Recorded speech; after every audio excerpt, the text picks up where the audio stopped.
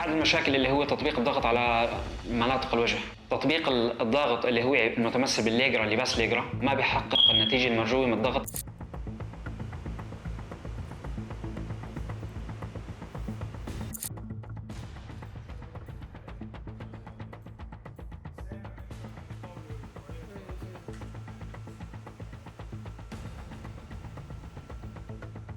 استخدام تقنية ال 3D أو TFO في سوريا، نحن راح نحقق أفضل نتائج مرجوة من علاج الندم المتشكل على الوجه.